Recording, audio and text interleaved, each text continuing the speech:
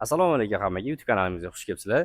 Bugungi obzorimizda 650 kubali original Hyosung modelini sizlarga chiroyli qilib podrobni qilib tushuntirib beraman.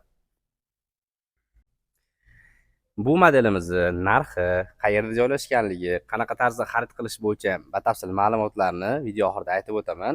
Ungacha buni motori haqida sizga qisqacha gapirib beraman. Ya'ni bu haqda to'liq ma'lumotga ega bo'lishlaring uchun. Buni motori 650 kubali Hyosung original motor hisoblanadi.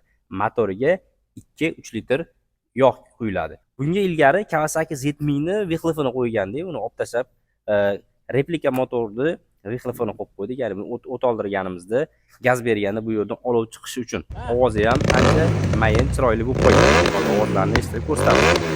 Tormoz sistemasi bularda ABS sistema bo'lmaydi.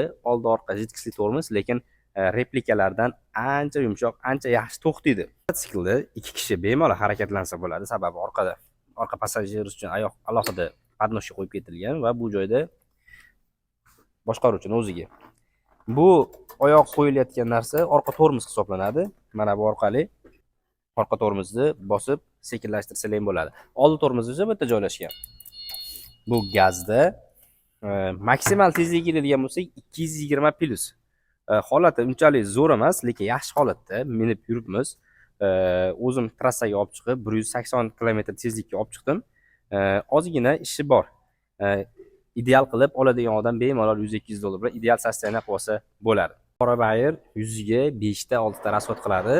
Ya'ni kam rasxodroq, motori V obrazka motor bo'lganligi uchun, ya'ni bitta portion chiqib ketgan glushiter uchun, lekin ichkarida ikkita switchi 2 silindrli hisoblanadi.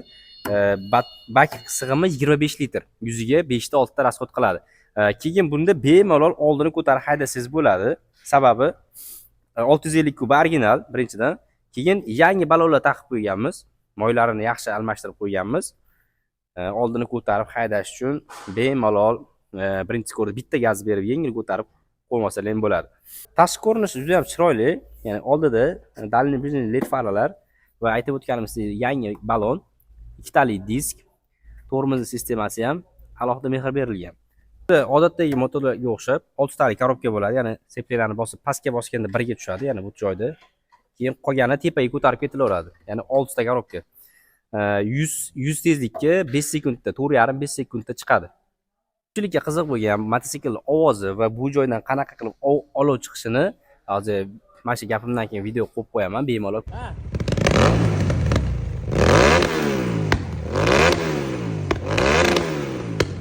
Bu motosiklimizning narxi 4000 dollar so'rayapmiz. Ozmoz qaratib oladigan joy bor, dokumentlari joyida. Manzilimiz Qo'qon Bolshevikda, pastda raqam qo'yib qo'yaman. Bemalol qo'ng'iroq qilib bog'lanib, shu mototsiklni bizdan xarid qilsangiz bo'ladi. Boshiga 2,5 dollar plyus bo'lsa, variantga ham berib yuboramiz.